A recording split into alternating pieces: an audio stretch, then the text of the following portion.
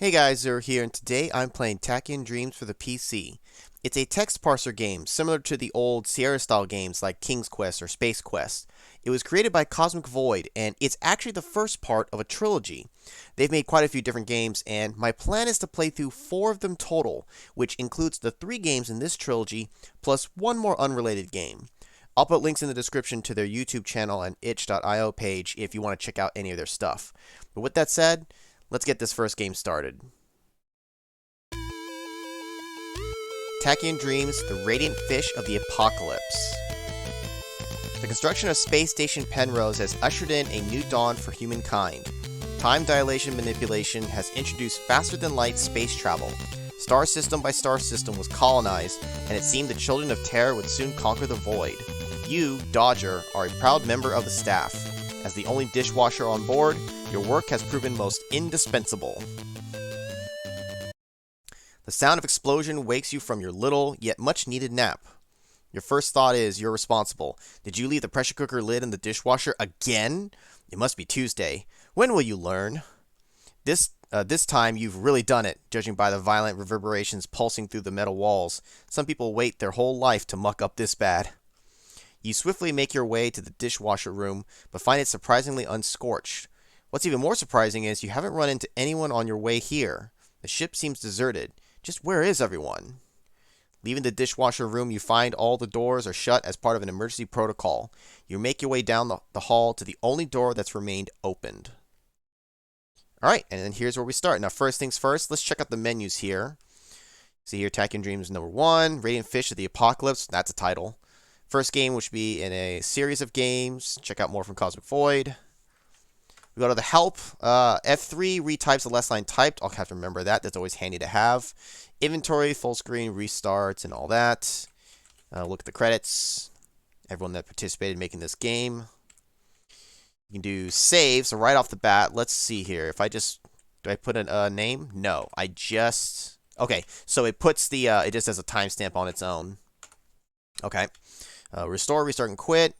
We have nothing in our inventory right now.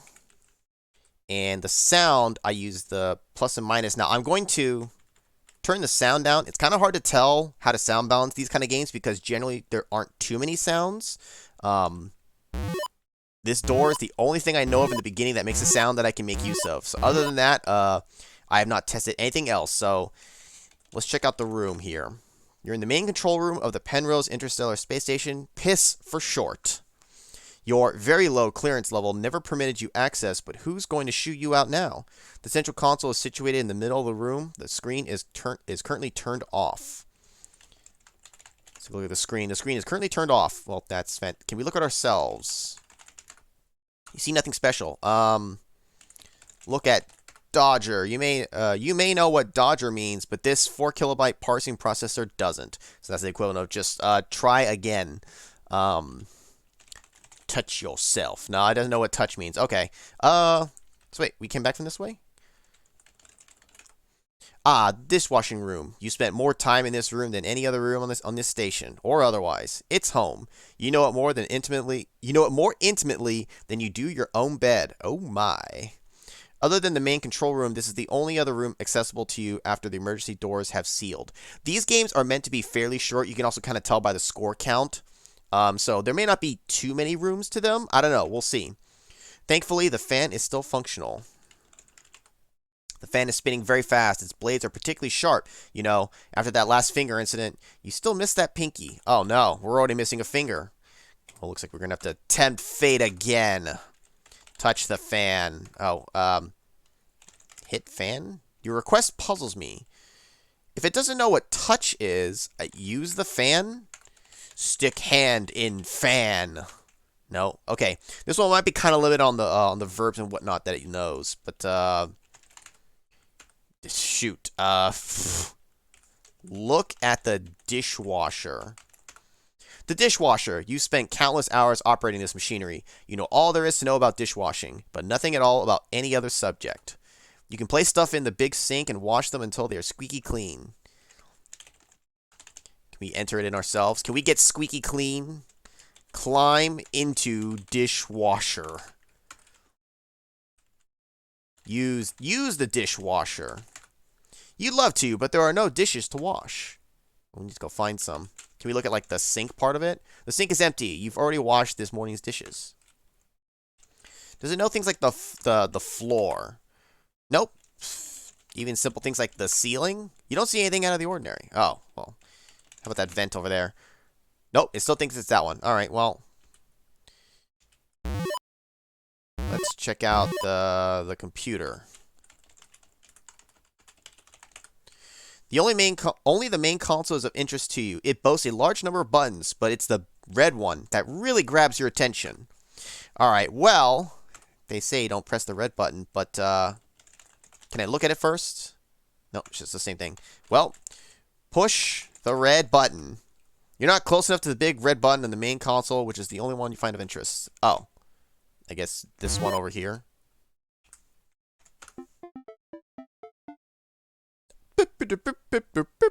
Now, is that the sound the computer made, or is that just because I got a point? You press the big red button, and a sharp electrical zap momentarily fries your auditory nerves. Something is very wrong with the station's electronics. The main screen turns on. It's you. How are you, gentlemen? The station's AI, Audrey, appears. Ooh. I could detect one life form still on the station just before my subroutines went offline, she says. I hoped it would be someone competent. You'll have to do. Wow. Just where's everyone, you say? It's not a question of where, but when. An experiment to study the super future has gone very wrong. The super future, not just any future, the super future. The super future, you ask? Audrey rolls her eyes. You think it makes her look cute. The super future is an imaginary curvature which bends causality, attracting it to dip in a certain direction. Right, of course, I knew that, you say. Audrey carries on. A temporal anomaly which has manifested itself in two separate timestamps may be the culprit. You must investigate it. You must investigate before it engulfs our entire world. What should I do, you ask? I'm teleporting into your pockets two items, she says. One is a remote which you can use to move in time and investigate the two timestamps in question. Does it mean I'll get to travel in time? Indeed it does. Operating the remote is easy. You just need to use the remote. The other item is a computer. You can use it to communicate with me in case you find something that strikes you as anomalous. Got it, you say. In the presence of anomaly, I'll use the computer for input from you. That's right, Audrey says. The first timestamp will take you 300 million years into the past. The second timestamp will take you 85 years into the future. Whenever you're ready, use your remote. I've taken the liberty to set your first destination to the past. Godspeed. Thanks, Audrey. Now, how you doing? She looks stern, but then again, all AIs do. Don't you have a mission to complete? She says, it's important to use your remote. Remember, if you encounter something out of the ordinary, use your computer to communicate with me. All right. Oh, sue Audrey. No, use the computer. You're all on board the station. There's no need for that. Oh, well. Can I look at what this crap is? You don't see anything out of the ordinary. How about this chair? It sure is big. Must be nice to sit while you work, unlike you who are forced to stand. You've always wanted to sit in the big chair, be the big man for a change, but now it's clearly not the time to sit around. I want to be Captain Kirk. Or Captain Jean-Luc Picard. Can I push the button again? You've already pressed the red button. You don't care about pressing the other buttons. Alright. Okay, so I guess these rooms are really just for setting up. We're not going to actually get anything else here. So, let's use the remote. Well, you know what? Let's look at it first. Look at our computer. A handheld computer, you can use it to communicate with Audrey. A remote, to use it to travel time instead of changing channels on the TV. Fancy. Alright, use the remote. You press a button to confirm your temporal destination, and within seconds you feel every atom of your being ripped away. You smile to yourself as you realize the sensation is rather pleasant, akin to a tickling. A moment later, you reassemble. Okay, well, we don't get a point for traveling back to the past. Take a look at where we are. You're in a densely wooded area. Bushes thick with berries surround you. To the east, you see a clearing. Alright, first Sierra death. Into the water we go. Are you kidding me? I can't walk into the water? You can always fall into the water in Sierra games. You stand at the bank of a deep lake, green and gray where your reflection flutters beneath you, and dark blue in the shadows of the far bank. The water smells of fish and geranium. You even detect a hint of muskmelon. Is that a real thing?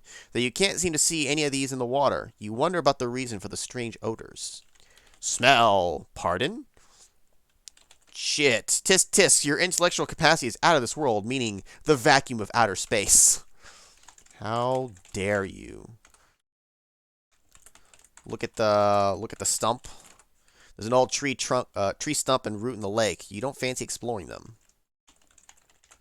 An imposing tree shades this part of the woods. The sound of insects ticks from its crevices. Well, let's use the tree. It's not going to understand what touch tree means. Kick the tree. Take that, Mother Nature. Shake the tree. Hug the tree. Pardon? All right. How about let's look at the berries. Seedy berries grow on the bushes around you. You've never seen such pink and salmon-colored fruit. You wonder why it doesn't grow anymore. In the future, that is. Take the berries. Maybe I need to bump up the sound a little bit. Most of the berries are shriveled and a strange color. Finally, you find one that's ripe and plump. It's the size of a mango. You pluck the berry and shove it into your pocket. A strange sensation of deja vu washes over you. You're pretty certain you've done this before. Wait, but why? Why do we feel deja vu? Have I been in this place before? The berry you plucked up 300 million years ago. It's got a very tough skin. Well, we've got to eat the berry. You take a bite of the berry and wince in pain. Ouch! Its skin is as hard as a rock. Luckily, you haven't chipped your teeth. Oh, well. Just swallow it whole. No, he just keeps trying to bite it. All right. Can I take another berry? You've already picked one. See, it's like, I understand for game purposes. You've already picked one. Yeah, we'll pick more. Maybe I want more. Oh, I can't go to the left, apparently. How much, nope, it doesn't actually recognize any of that. Okay, it's the same thing there. Oh. King's Quest, rock that can kill me. And yes, I'm going to save like crazy because you never know when you're going to die. You're in a densely wooded area. Bushes thick with berries surround you. You notice a large statue and a couple of rocks, the larger of which has a red painting on its side. I didn't mean to look at the rock. We're playing chess out here. There are two rocks in the clearing. There's a painting in red on the larger one, which strikes you as odd. Hasn't Audrey said you were going 300 million years into the past? Just who could have drawn it? Either Audrey got the year wrong, or there's something else at play. Let's take a look at the statue. A large statue of a woman meditating sits in the middle of the clearing. Now, who could have made it 300 million years into the past? There's more than meets the eye about this jungle, or this year, whichever year it really is. Let's look at the writing. Okay. What's it say on the rock again? Red painting. I don't know. Look at the painting. That is not how you spell painting. This painting in red color on the larger rock reminds you of a man spreading his hands, or birds. You can't say for certain. Just who made it. You press a few buttons on your handheld computer and Audrey's face appears. You inform her of the statue and the red scribbling on the rock. She stares at you as if you're off your rocker. You had no idea she was capable of such elaborate facial expression, but it's not like you're used to girls staring at you like that, I'll bet. Using your computer, you take a photo of the red markings and a photo of the statue and send them. A moment later, you hear back from her. This is out of this world. I mean, literally. The red markings are in Margdonian? I'm assuming that's made up, but who knows? Maybe I'm wrong. This is living proof this highly enigmatic alien species visited our world hundreds of millions of years ago. Okay, it's made up. This is big, she continues. What was their business on Terra? And how come we've never found any evidence before? Any idea what their script says, you ask? It has something to do with the statue, Audrey replies. It means something like, to awaken me, offer two godly gifts. Beats me what that means. Offer a berry. Alright. Two gifts, huh? Offer my balls. It was worth a try. Let's keep looking. Can I go back this way? Also, there's no changing the run speed. Oh, this just connects all the way here. Okay.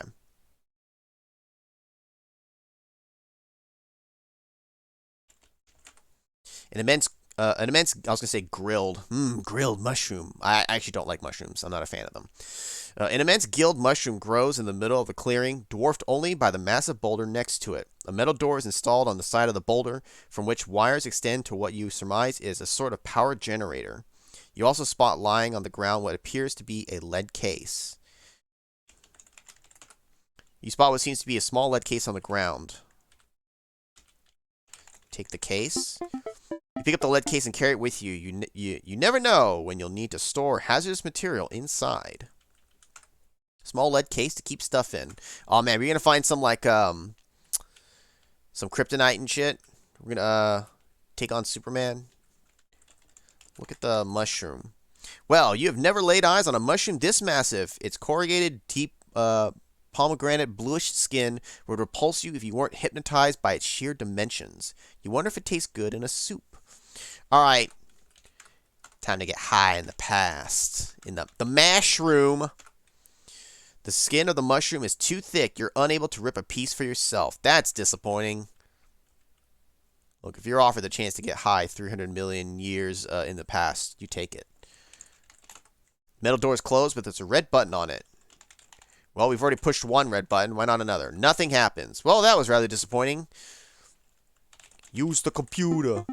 You establish connection with Audrey and tell her about the door and the strange cylinder next to it. Much like you, she's perplexed at finding this sort of technology in your world's distant past. It's clear whatever caused everyone on the space station to vanish was not a natural phenomenon, she says. Watch your step, Dodger. It's becoming clear something sinister is at play.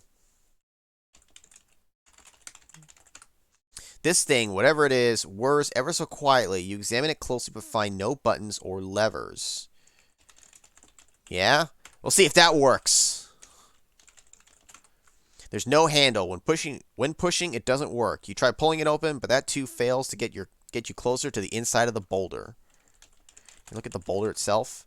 A mighty boulder lies in the middle of the clearing. A metal door is installed on its side. The more you see, the less you find it incredible you've gone back in time 300 million years. Wires connect what is at best guess, a power generator to the inside of the boulder. Can I do something with the wires? They are plain looking. They connect an apparatus of sorts to the inside of the boulder. Audrey, you got any ideas? Like, pull the wire. Cut the wire. It's not like I have much in my inventory. What if I just use the computer again? You've already reported your findings here to Audrey. Oh. I offer you... Offer the berry to the statue. You place the berry in one of the statue's hands. After a moment, when nothing happens, you retrieve it. Oh, okay, but that's the right idea. Offered the case to the statue. Okay, it just doesn't even care about attempting to do that. Move the rock. You huff, and you puff, and you push, but the rock doesn't budge. Who would have figured, huh? Push the statue, as if you'll never manage to move it an inch. The fanciful ideas you have. Can I offer myself to the statue? That is... Nope. Can I go on the next screen above? Beyond? Beyond! Look at the bushes here. Let's see. It's the same. I still probably can't take berries. You've already picked one. Look at the ground where the wires are. Nope. Move this rock. Move this rock. Move the boulder. Come on, He-Man. Let's see you move it. Push the cylinder. Use the case. Nope. Can I... Hold up. I wonder if I can travel between... I might have to gather some in one time zone and go to another... I'm playing the German Project Trilogy now. Let's try going to the future. Here you go again. Whoa. Nice future. 85 years in the future, huh? And this is what it looks like? I think we're fucked. Wow, the future is bleak. So this is what a nuclear winter looks like, eh? Nuclear winter sucks. In front of you, a man is warming himself over a burning drum, seemingly unfazed at the dead body just several feet from him, rotting into the snow. You also notice a chimney almost completely covered by snow, and a snowman. Look at the man. The man stares lifelessly at no point in particular, warming himself over a drum blaze, unalarmed at your unanticipated arrival through thin air. His clothes are torn and soiled. His clothes are torn and soiled, and his imperceptibly sweet but foul scent wafts from his direction. I guess technically being soiled doesn't mean it's actually like he, pissed himself, but I can't help but think that. A blaze burns in the drum. By the looks of it, it may die within the hour. Look at the dead man. The corpse is at an early stage of decomposition. The future sure looks uplifting. Check the corpse. Nice! Immediately, first instinct. Alright, we're in the future. We see a dead man. Let's loot him. Rifling through the dead man's pockets, you find a jar cover. It's chipped and seemingly without much use, but you take it anyway. Looking up, you see the man by the fire staring down at you disapprovingly. You smile at him foolishly, then quickly step away from the body. Wow. He's like, really, bro? You're gonna, that's the first thing you do? Stranger. All right, I'm gonna check it again here. You already searched the dead man's body. Don't make a habit of it. Well, kick the body. In the distance, all you see is devastation. You peek through the gaping holes in the building nearest to you and see nothing inside. Only its skeleton has endured the destruction of the city. You don't care much for this post-apocalyptic urban look. How about this snowman? It wouldn't have been a nuclear winter without a snowman. How quaint. The carrot is a nice touch. It's just as it appears. There's something a bit disconcerting in the realization you're standing above a house buried under snowfall triggered by nuclear annihilation. Alright, enough hemming, hawing. In the distance, gaping holes. No, same thing. Okay. Talk to the man. You greet the man and introduce yourself as Dodger from the past. I come in peace, you grin. I come in peace. And he says, yeah, well, I don't. Pow! You grin. You've always wanted to say that. My mission is to fix some temporal hiccup. You don't just go around like, isn't this a problem? Like, you're not supposed to, like, interact with too much. And I mean, I don't know. I guess it doesn't matter as much when you do it in the future. That still has to cause issues, right? You're too late, the man says without looking at you. Was he expecting you? How could he? You yourself learned you'd be traveling to the future, what, only in 1 hour and 85 years ago? Trying to keep track of the timelines confuses you. Too late, you say. The man shakes his head. There's nothing much left. There's nothing much to try and save, he says. Besides, I failed to find oil today. My file will die by nightfall, and I won't make it till dawn. We're all going to freeze to death tonight. Oh, welcome to the future. Thanks. Feels good. Feels good to be here. Well, Dodger, what a bummer. First night in the future isn't going to be a night to remember unless you can do something about the man's dying drum blaze. Okay, so he needs oil. You got any oil? What if he says no? You fail to strike a conversation with the man. He's only concerned about his dying fire. Future worries, you know. Yeah. We need to find oil. Can we go anywhere? I hope. Can we go behind him? Okay. You stand in front of a large building. The bottom floor seems to have served businesses while the upper floors were residential. A man stands seemingly aimless next to a hole in the wall. You stare and soon get bored. Ugh. Okay. Look at the hole then, all right? A gape. Why are they all gaping holes?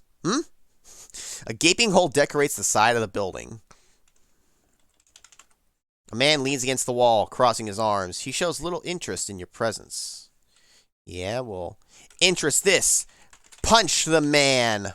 He doesn't know what punch is. Hello there, I'm Dodger. I'm from the past, you say enthusiastically. Oh, are you now? I'm Jimbo from the future. You're from the future? You ask excitedly. The man stares, as dead as the cesium-infused ashes on the windowsills. Unless you brought with you something to eat from that pass of yours, let me starve in peace, the man finally says. Ah, okay, hold up, hold up. I think we can get through to this man. But not until we investigate everything else. You'll have to wait. This place used to be a large-scale aquarium by the looks of it. You used to go to these as a kid. All the tanks are empty except for one, hosting a rather ominously luminous fish. Ominously luminous, to say that. Try to say that 50 times fast. Ominously luminous, ominously luminous, ominously luminous. That's not too bad. Look at the fish. You're no marine biologist, but the fish looks quite dead. Its luminosity suggests the consumption of radioactive and potentially hazardous materials. Take the fish. Think about it. You wish to obtain a dead fish that's luminous, a clear sign it's radioactive, with your bare hands? Surely not. What do you mean I'm not close enough? Yep. Try a somersault. No, wait. I just hit F2. Does F2 do anything? Okay, no. I don't want to accidentally hit the wrong thing here. You retrieve the clearly radioactive fish using the lead case. Now, what are you going to do with it? I didn't think we'd take the whole fish. I thought the case was a lot smaller. All the tanks are empty. All right. Sir, would you? Oh man, have I got something for you? I'll feed it to you in a sec. Hold on. I promise it's not radioactive or anything. He's gonna know. He's gonna recognize it, right? Are you seriously going to offer him this radioactive fish? Don't, unless you want him to slap you around with it. Maybe we'll gain fish powers, okay? We'll be like the next Aquaman. Is that how? That's how he gained his powers, right? He got slapped like around with a radioactive fish. I'm pretty sure that's how it happened in the comics. The man shows no interest in that. You motherfucker! You slap the man. Hit the man. You're anemic. You stand no chance in a fight. Hey, he's about to starve to death. I don't think he's going to stand much of a chance either. Also, hold up. Let's go back to the first screen. Will the computer say anything here? The future stinks, you tell Audrey. Everything is in ruins. That's the apocalypse for you, Dodger. But don't dwell on it. You're not there to write an account of the apocalypse. Yeah. Oh, wasn't this titled The Fish of the Apocalypse or whatever? Oh, this fish is going to be for something then. Use the computer. You think about communicating with Audrey, but then realize you have no reason to. I guess we didn't find any anomalies, per se, with everything here so far. Audrey, pick up! I think I'm in trouble. What is it, she replies. I found a glowing fish. It must be radioactive. So, she says, don't pick it up, unless you can do so safely. Any way to cleanse it of the radioactive toxicity? Not aboard the station, no.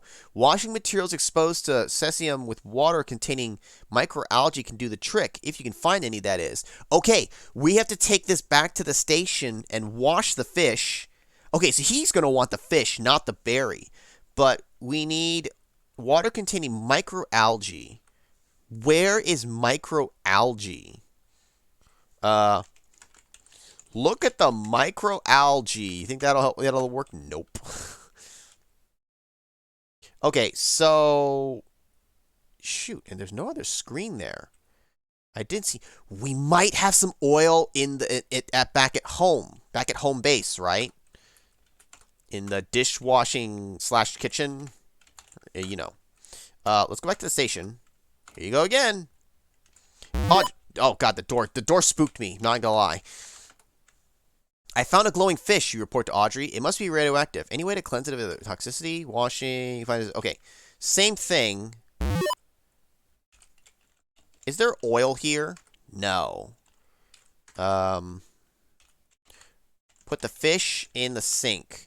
You think about placing the dead luminous fish in the sink, but then decide against it. The sink is empty. Just what would that accomplish? Put the case in the sink then. Alright. Wash the fish. You turn the faucet, but there's no water. Whatever is wrong with the ship has affected the water supply. You hope the problem will get sorted, or you won't be able to wash dishes again. Forget the dishes, man. What about this fish? Crap. Wow, and there's nothing else here. I am at an impasse.